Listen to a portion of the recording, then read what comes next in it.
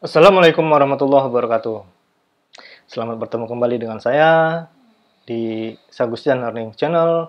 Kali ini kita akan bahas mengenai lanjutan yang kemarin layar 1 di jaringan komputer.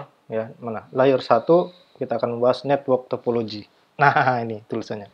Ya, kita akan membahas tentang network topology atau topologi jaringan. Ya, apakah itu topologi jaringan? Nah, kita akan bahas selanjutnya. Sebentar, kita edit dulu nih. Orangnya terlalu besar. Tik, ganti yang kecil. Nah, ini ya. Lanjut. Oke, minggu yang lalu kita sudah membahas mengenai medium fisik ya. Oh, sebentar. Ganti dulu jadi laser pointer. Ini kemarin lupa ya. Problem jadinya. Oke, minggu yang lalu kita sudah membahas mengenai medium fisik ya. Ada kabel, ada fiber optik, ada kabel atau kabel tembaga ya. Ada kabel tembaga, ada fiber optik dan ada udara atau gelombang radio. Nah, juga kita sudah membahas perangkat-perangkat layar satunya. Apa saja itu perangkat layar satunya? Kemarin layar satu ada perangkat aktifnya seperti hub dan repeater ya.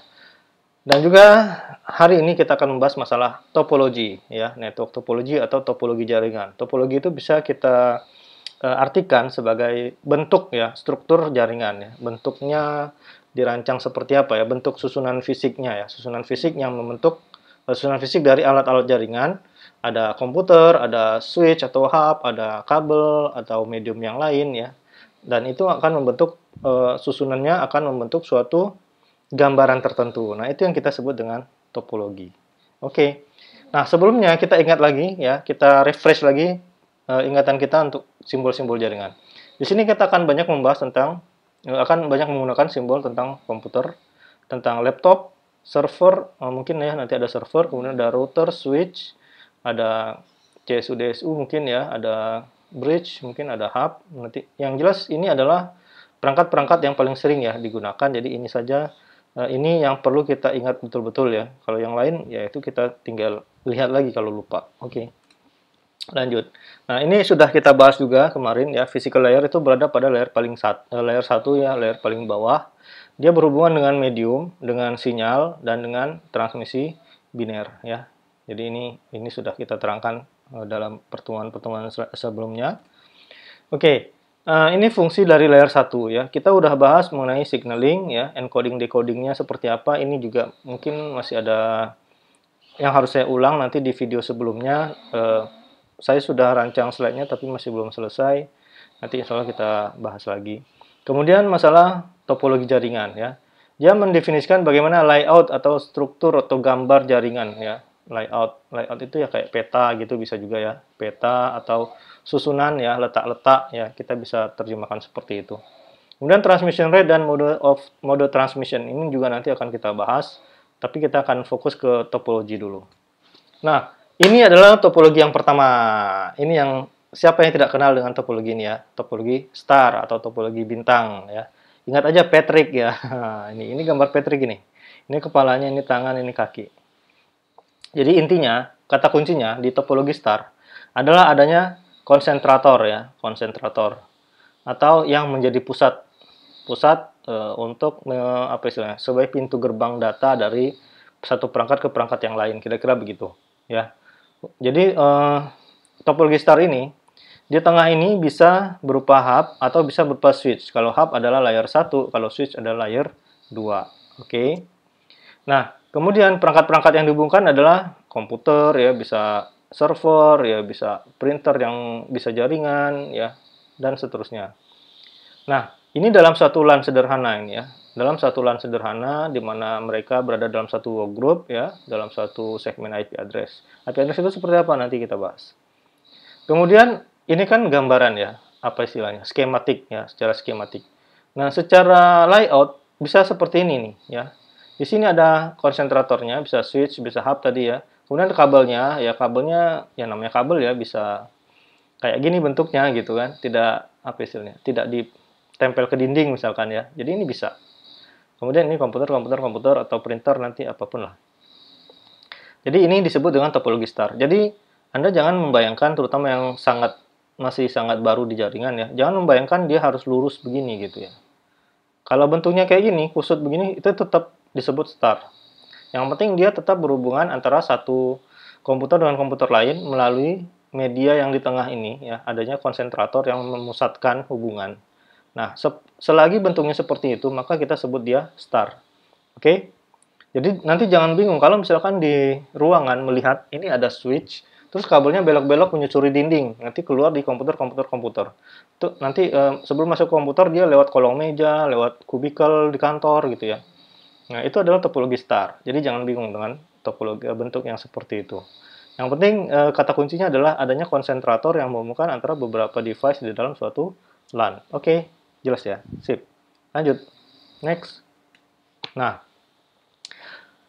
karena kebutuhan jaringan itu apa istilahnya?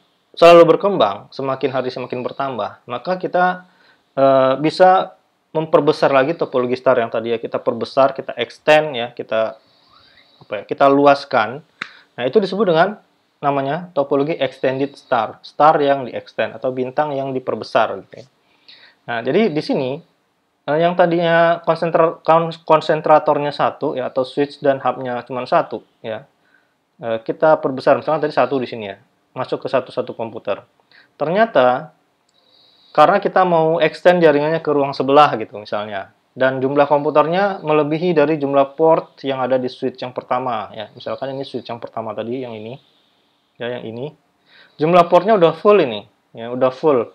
Sementara masih ada komputer yang ingin join ke jaringan. Nah, makanya kita pasang tambahan switch lagi dan kita hubungkan dengan switch yang pertama. Port yang tadinya masuk ke satu PC ya, jadi diganti dengan masuk ke switch. Dan nanti di switch yang baru di-extend ke jaringan yang baru ya, ke komputer-komputer yang baru ditambahkan begitu. Oke. Nah, yang perlu diingat adalah kalau misalnya switch ini tidak mendukung yang namanya auto sensing ya. Sensing kemarin kita sudah sempat bahas ya di masalah pengkabelan UTP. Auto sensing itu adalah bagaimana suatu switch mengenali ini kabel tipenya apa? Cross atau straight. Oke. Crossover atau straight through. Nah, misalkan antara kedua switch ini tidak ada auto sensingnya, maka kabel yang menghubungkan antara kedua switch ini harus berupa, ayo apa? Iya, salah. Yang benar adalah crossover, karena dia tidak ada auto sensing.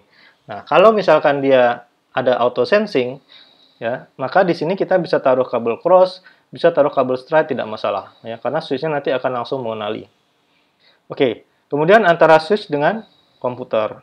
Kabelnya apa? Ya, betul. Kabelnya adalah kabel straight through. Oke. Jadi dalam topologi star ini, medium kabel yang digunakan adalah apa? Oke, betul. Kabel UTP ya. Pada umumnya kabel UTP ya. Unshielded Twisted Pair. Nah, kecepatannya bisa 10 Mbps yang masih kategori 5 atau 100 Mbps kategori 5A, 5 extended ya, extension ya. Atau kategori 6 ke atas itu bisa order gigabit ya, bisa 1 giga ya kategori 6 atau 10 giga kategori 7 dan seterusnya. Oke. Jadi intinya extended star adalah star yang di-extend, diperbesar ya. Nah, kita lihat di sini switch konsentratornya 1 di-extend menjadi 4 ya. Sehingga ini bisa menghubungkan mungkin 4 ruangan dan seterusnya. Oke. Nah, ini secara gambaran. Nah, mungkin dalam realnya seperti ini ya. Ada hub di satu ruangan, nanti ditarik kabel ke hub yang ada di ruangan lain, hub yang ruangan lain lagi, hub yang ruangan lain lagi. Gitu ya. Jelas ya? Mudah kan? Mudah lah. Oke, lanjut. Nah, ini perangkat active device-nya ya. Active device untuk topologi star itu bisa network switch atau layer 2. Nah, ini ya, layer 2 bentuknya ya kira-kira seperti ini. Mereknya bisa apa saja. Kemudian network hub atau layer 1 ya. Jadi ini harus ditanya betul nih. Ini bentuknya switch atau hub gitu ya. Tapi kalau zaman sekarang kita jangan pakai hub lagi ya. Nanti ada problem-problemnya nanti akan kita terangkan di layer 2. Kenapa kita pilihnya layer 2 bukan layer 1 untuk pengganti konsentratornya ya. Kemudian ada lagi wireless access point. Nah, kenapa WAP juga disebut dengan topologi star? Karena apa? Karena wireless access point. Jadi yang bentuknya seperti ini, ya kan kita sering lihat ada di dinding misalnya, atau di atap, di langit-langit ya, di langit-langit ruangan atau di dinding ruangan, atau mungkin ditaruh di atas meja juga bisa. Nah, ini kan menghubungkan komputer-komputer yang mempunyai koneksi wireless ya, Wi-Fi. Nah, koneksi WiFi ini juga karena satu komputer atau laptop langsung masuk ke sini, access point, maka topologinya adalah topologi star. Tapi lewat medium udara gitu ya. Oke, karena sesuai dengan konsep ya. Konsepnya tadi apa? Topologi star adalah adanya konsentrator yang menghubungkan perangkat-perangkat jaringan. Oke. Dan juga kalau nggak salah saya itu ada printer yang sudah support IP address yang sudah support koneksi lewat WiFi juga ya. Printer yang bentuknya kayak fotokopi ya besar, itu juga ada yang support untuk wireless. Kebetulan di kampus saya dulu waktu masih di sono itu ada menggunakannya. Oke, jelas ya. Jadi active device untuk start topologi bisa network hub, ini layer 1, atau network switch layer 2, atau access point. Access point juga layer 2, sama. Oke, lanjut. Topologi yang kedua adalah ring topologi. Ya. Jadi bentuknya ring. Ring itu artinya cincin. Jadi penggambarannya bulat, ya seperti ini. Ya, ya bisa bulat. Tapi realnya nggak harus bulat. Ya, ini realnya bisa kayak gini nih. Ya, mirip dengan topologinya mirip dengan kalau yang digambarkan seperti ini ya, ada maunya atau multi-station access unit. Ini mirip dengan topologi star, tapi sebetulnya cara kerjanya tidak berbeda ya. Nah, ini kalau kita perbesar seperti ini nih bentuknya ya. Jadi dari masing-masing mau ya, medium access unit, itu sesungguhnya ada dua kabel yang masuk ke dalam komputer ya. Dua kabel tapi satu colokan, kira-kira seperti itu. Ya, dua kabel tapi satu colokan. Nah, topologi yang seperti ini ya, ini disebut dengan single ring ya, ringnya satu ya. Jadi gini, bagaimana cara kerja topologi ring? Misalkan kita gambarkan seperti ini. Saya sering mencontohkan seperti bus Transjakarta atau bus Transmetro Pekanbaru atau busway gitu ya. Gampangnya busway aja lah. Kalau kita lihat busway ya. Jadi di dalam token ring itu ada token yang muter-muter aja terus kerjanya ya. Dalam satu satuan waktu, misalkan time samplingnya setiap 2 detik misalnya, misal ya, 2 detik. Per 2 detik ada token yang lewat di jaringan. Ya kayak bus Transjakarta ya atau busway kan. Misalkan busway tiap 5 menit lewat, tiap 5 menit lewat ya. Jadi token itu mirip sama busnya busway gitu ya. Jadi token itu adalah busnya. Kemudian jalur lalu lintasnya itu adalah ya jalur busway gitu ya. Jalurnya ya di situ. Jadi kalau kita lihat di Jakarta itu jalan, misalkan jalan Sudirman atau jalan Tamrin itu jalur busway-nya kan ada dua. Ada yang ke utara, ada yang ke selatan ya, atau ada yang ke timur, ada yang ke barat gitu. Pokoknya ada dua lah. Ya, satu ke sana, satu ke situ gitu. Nah, itu namanya bus token ya. Lalu lintasnya. Oke. Nah, lalu lintas yang satu ring ini, si token ini akan lewat di jalan yang ini. Terus menerus muter ya, nggak berhenti-berhenti. Jadi tentu saja ada banyak token setiap satu waktu. Nah, kemudian penumpang si bus ini adalah data yang kita ingin kirimkan. Jadi misalkan nih, ada komputer dari sini nih, ada data dari sini, ingin dikirim ke sini. Nah, dia harus nunggu token ini dulu sampai token ini lewat sampai di dia gitu, di komputer ini. Begitu tokennya sampai, datanya ditaruh ke token, nanti data itu jalan lagi, nanti sampai di stasiun penerima, nanti data itu akan diambil. Nah, seperti kita naik busway kan. Jadi komputer itu adalah terminal busway, ya. Makanya di sini juga istilahnya terminal ya. Terminal atau workstation. Nah, kalau misalkan data atau penumpang itu berangkat dari stasiun misalnya Cempaka Putih ya, naik yang lewat jalur Senen misalkan ya. Dia ingin turun ke jalan Sudirman, maka dia akan melewati halte Patung Tani, halte apalagi Gambir, dan seterusnya sampai ke Sudirman, gitu ya. Jelas ya? Nah, itulah permisalannya topologi ring. Nah, ada masalah topologi ring ini. Nah, masalahnya adalah kalau kita pakai satu cincin itu tidak reliable, ya, tidak bisa diandalkan. Andai kan di sini putus nih, ya, macet, mati jalurnya atau linknya. Berarti si token ini kan nggak bisa lewat. Akhirnya apa? Jaringannya putus semua, gitu ya. Berbeda sama topologi star yang tadi ya. Kalau satu link putus, ya udah yang putus adalah si komputer yang bersangkutan gitu ya. Atau kalau link yang ini putus, berarti yang bermasalah adalah komputer di sini semua. Nah, kalau topologi ring ya, satu putus, maka semuanya akan putus. Jaringannya akan mati semua. Nah, untuk mengatasi ini dibuatlah topologinya double ring ya. Jadi satu tokennya mengalir ke arah sini ya. Satu jalur ring yang luar itu mengalirnya ke arah searah jarum jam. Jalur yang di dalam berlawanan jarum jam gitu. Oke. Nah, jadi cara kerjanya adalah token itu akan lewat di jalur yang luar ya. Misalkan defaultnya dia lewat jalur yang luar. Jalur yang dalam yang ini adalah untuk backup ya, untuk backupnya. Andaikan nih putus di sini nih, seret putus di sini ya. Tentu si token ini nggak bisa lewat kan. Maka dia akan lewat di jalur yang dalam sampai ke sini ya. Nanti dia mutarnya lewat sini. Sehingga andaikan di sini putus, jaringannya tidak akan mati.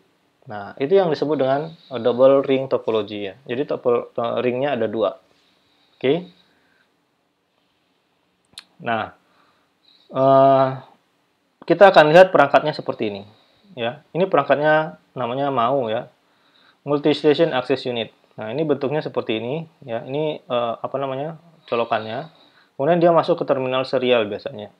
Portnya bentuknya serial. Kemudian di sini adalah port yang masuk ke maunya ini.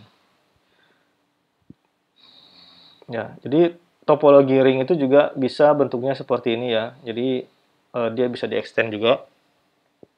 Ya. Nanti ringnya ini yang merah. Yang merah adalah ringnya.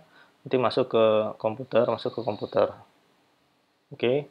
Jadi di maunya dia apa namanya? Ringnya berputar misalnya. Oke, lanjut. Nah, topologi yang selanjutnya adalah topologi bus ya.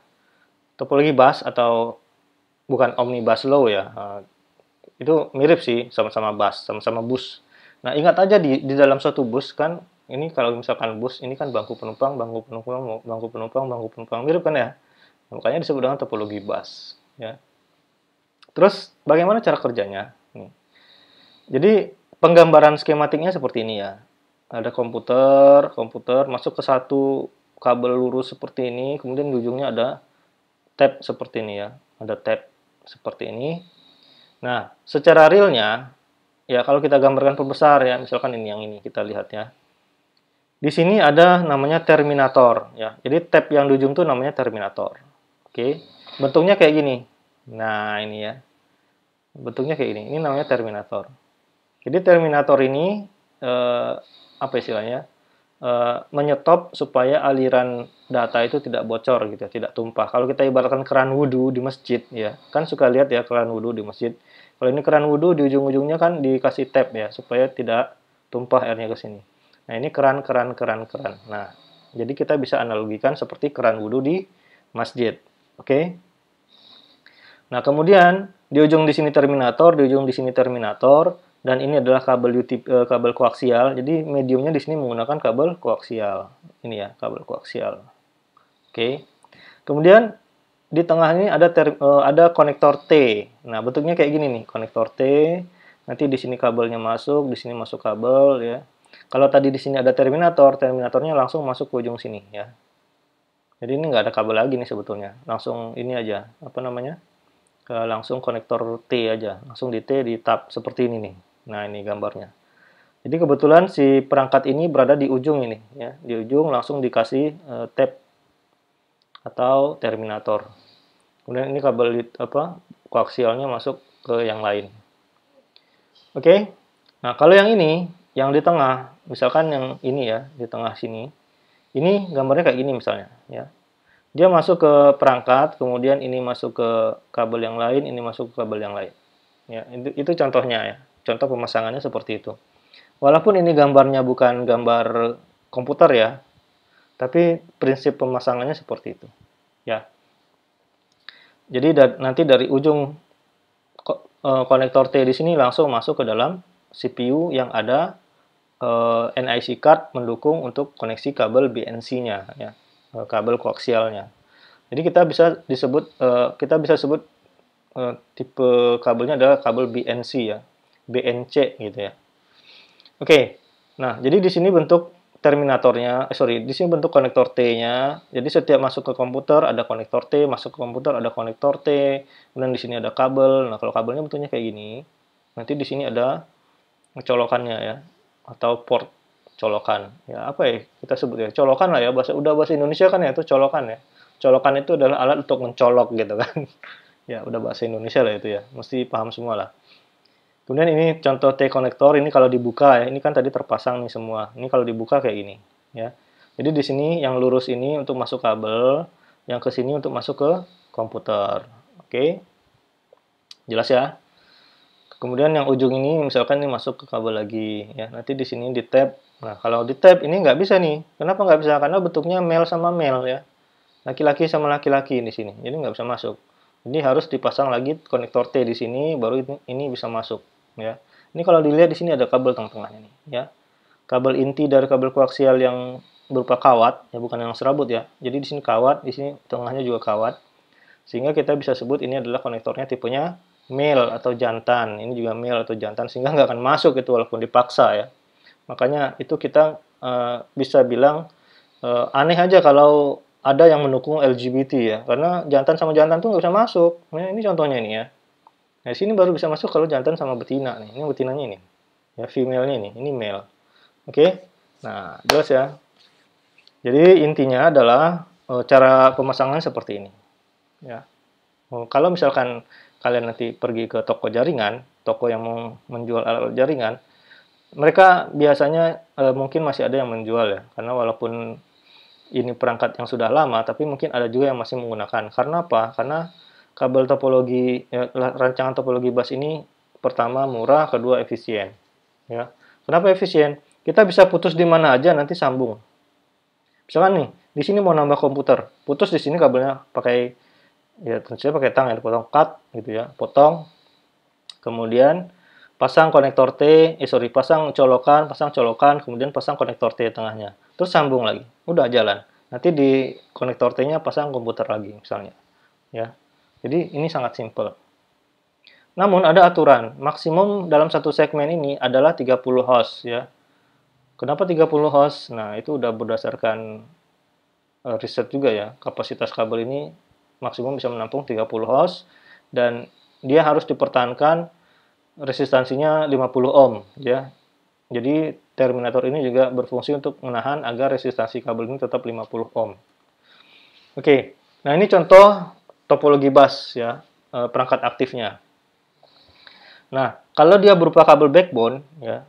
Jadi kalau kita udah bahas kemarin ya, kabel backbone itu adalah kabel thick Ethernet atau kabel koaksial yang tebal ya, thick koaksial ya, warnanya kuning biasanya. Nah, ini nanti di sini ada tab ya. Jadi di tab di sini kemudian dipasang namanya transceiver ya, Ethernet transceiver cable ya, LNC 200 kodenya misalnya. Contoh ya. Ethernet transceiver terus masuk ke, nah di sini bisa kita pasang nanti hub atau switch ya yang bisa mengextend jaringan backbone ini ke komputer. Jadi di sini topologinya bus untuk backbone, kemudian di bawahnya perangkatnya menggunakan topologi star ya. Jadi star digabung sama bus gitu ya. Kemudian selain masuk ke dalam switch atau hub, dia bisa langsung masuk ke dalam server biasanya ya. Ya, karena jarang-jarang komputer biasa masuk ke backbone, nih. Biasanya langsung masuk ke server. Jadi zaman dulu itu ada namanya network server ya. Komputer kliennya tidak mempunyai hard disk, nanti langsung dia membaca apakah di jaringan ini ada server. Kalau ada nanti apakah dia menyediakan OS atau operating system. Nah, biasanya workstation itu langsung masuk itu kalau ada server network di sini. Jadi dia memakai novel network server di sini ya. Contohnya, ini contoh ya. Tahun 9798 itu di Pixie ITB itu ada server novel network dan kliennya adalah komputer desktop yang tidak punya hard disk. Jadi dia baca OS-nya, operating system-nya langsung dari jaringan dengan di set BIOS ya. Di BIOS-nya di set booting-nya lewat jaringan. Gitu caranya. Ya. Pada pertemuan pertama mungkin masih ingat ya, ada perbedaan workstation sama Apple komputer kan? Ya waktu itu saya perlihatkan. Nah, si komputer yang Apple itu kan inputnya hanya keyboard sama mouse, tapi langsung monitor, nggak ada CPU kan? Nah, itu sebetulnya CPU-nya ada langsung include dalam monitor ya, karena teknologi yang sekarang kita bisa kompres perangkat-perangkat itu jadi kecil gitu. Nah, sedangkan komputer yang sebelumnya yang jadul itu tidak ada, CPU-nya gede misalkan ya di dalam, tapi tidak ada otaknya atau tidak ada hard disk-nya gitu. Tidak ada media penyimpanan sehingga dia boot-nya langsung lewat jaringan. Itu contohnya. Oke, lanjut. Nah, ini contohnya kabel TIG koaksial masuk ke transceiver.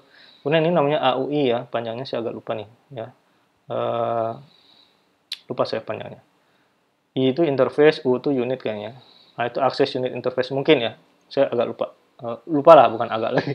Oke. Kemudian di sini masuk ke dalam perangkat. Nah, ini misalkan ini adalah server atau router ya. Nah, kalau di ITB itu zaman dulu, komputer-komputer yang jadul-jadul itu dijadikan router ya. Diinstal FreeBSD, itu jenis variannya Unix. Jadi di sini komputer biasa sebetulnya diinstal FreeBSD, terus langsung menjadi router. Nanti di sini ada kabel koaksial biasa masuk ke dalam dihubungkan ya, ini portnya yang ini mungkin ya. Nanti koaksial biasa yang tipe thin koaksial yang tipis masuk ke dalam switch, nanti switch itu menghubungkan ke dalam jaringan lokal. Ya, jadi ini sebagai backbone router, itu bisa. Ya, nanti di sini adalah menghubungkan ke gedung-gedung yang lain. Ya. Nah, perangkatnya seperti ini kira-kira. Jadi di sini ada Vampire Tab, ini mungkin merek ya. Jadi di sini di tab ya, kabelnya RJ8 atau TIG koaksial, kemudian ini ke NIC atau ke Network Interface Card, dan ini namanya AUI connector ya. Dan ini disebut dengan transceiver dan sudah include surge arrestor ya, atau penangkal petirnya gitu. Nah, ini penangkal petir itu biasanya yang ini nih, ya. Ini di sini nih. Udah include. Oke, lanjut. Nah, jadi nanti kalau Anda masih menemukan perangkat-perangkat ini, Anda langsung tahu bahwa ini adalah jaringan berbasis bus topologi dengan koneksi backbone-nya TIG koaksial gitu ya. Tapi kalau di klien atau di ruangan, mungkin ketemunya yang ini ya. Nah, ini tidak punya perangkat aktif, tapi hanya konektor seperti ini ya. Jadi ini disebut dengan topologi di dalam LAN, ya, bukan backbone. Ya. Jadi ada dua, backbone atau LAN. Kalau LAN seperti ini topologinya simple ya. Tapi kalau backbone, nanti di sini ketemunya transceiver baru LAN. Di sini ketemunya transceiver baru LAN gitu, ya. Seperti ini, ya. Transceiver, nah ini ya, transceiver baru LAN, ya, transceiver server gitu ya. Ini backbone-nya. Jelas ya? Oke, jelas lah mestinya. Nah, yang terakhir ada hybrid topologi. Hybrid itu artinya apa? Gabungan ya. Jadi di sini beberapa teknologi bergabung ya. Di sini ada bus, contohnya di sini ada star, di sini ada token ring ya. Misalkan ini kita sebut dengan hybrid topologi. Ini juga kita bisa sebut dengan hybrid topologi. Di sini ada topologi bus, kemudian ini ada topologi star ya. Ini juga sudah hybrid. Ada dua jenis. Oke. Kemudian topologi yang terakhir adalah topologi mesh ya. Mesh itu artinya apa? Ya, kusut gitu ya. Maksudnya apa ya? Sembraut apa ya? Mesh. Ya gitulah ya bahasa Inggrisnya, mesh itu sembraut. Sembrautnya di mana? Nih kalau kita lihat nih ya. Full mesh. Jadi semuanya sembraut nih. Mau menelusuri ya. Mau menelusurinya agak susah gitu. Ya. Jadi harus apa ya? Dilihat teliti baru kita bisa menelusurinya. Contoh dari sini nih. Di sini ada berapa? 1, 2, 3, 4, 5, 6, 7, 8, 9. Dari 9 perangkat aktif di sini ya. Saya sebutnya perangkat aktif ya. Bisa komputer, bisa server, bisa yang lain ya. Nah, dari 9 perangkat ini semuanya punya koneksi ke yang lain ya. Jadi satu terkoneksi ke 8 yang lain. Nah, betapa mesh-nya ya, betapa kusutnya kalau kita lihat. Kalau garisnya kayak gini sih nggak kusut ya, karena garisnya lurus. Tapi kalau di dunia real, ini Anda bayangkan ini adalah kabel. Ya. Ini menelusuri kabel yang bentuknya belok-belok gitu kan pusing ya, kayak menelusuri benang kusut gitu kan. Nah, makanya disebut dengan mesh ya, topologinya mesh. Kusut ya, apa istilahnya mesh itu ya? Semrawut gitu ya. Nah, ini kalau full ya. Kemudian ada partial mesh. Nah, apa bedanya dengan full? Kalau full, satu perangkat itu terkoneksi dengan perangkat adjacent-nya atau perangkat tetangganya, semuanya. Ya. Jadi koneksinya satu ke yang lain semua. Sedangkan parsial itu nggak semua. Satu mungkin bisa ke satu yang lain atau bisa ke dua atau bisa ke lima. Ya. Pokoknya koneksinya tidak full. Ya, contohnya seperti ini. Yang ini bolak-baliknya lewat sini misalnya. Yang ini ke sini itu bisa ngirim tapi nggak bisa nerima.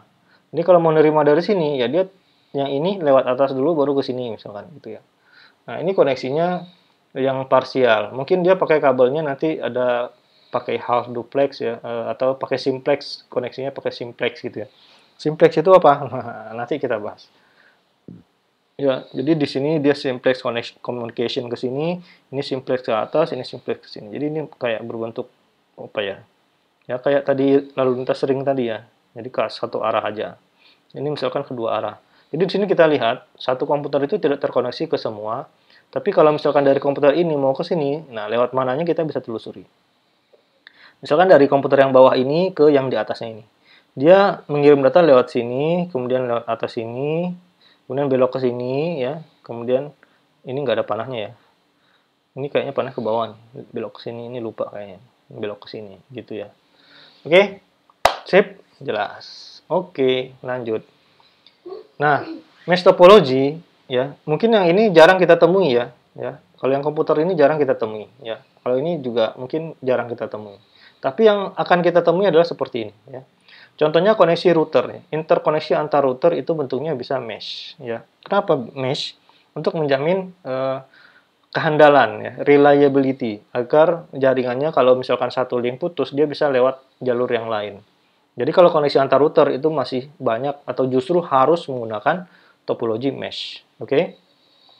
Kemudian di distributed layer switch. Nah, ini ya. Di sini misalkan core layer-nya, di sini distribution layer switch.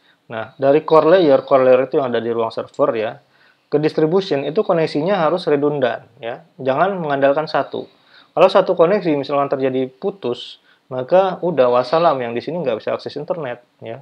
Sehingga dia harus ada link cadangan. Cadangannya misalnya ke sini ya. Kalau ke sini lagi gimana? Bolak-balik. Ya, pertama selagi jalurnya apa ya, aman, itu nggak masalah. Mungkin yang link yang satu lagi nggak akan putus kecuali dimakan tikus misalnya. Tapi kalau kabelnya ditanam di tanah misalnya ya, dalam satu pipa, kemudian dicanggul karena ada pembangunan, udah putus keduanya kan gitu. Jadi walaupun ada dua koneksi tapi ke satu device sama aja bohong gitu ya.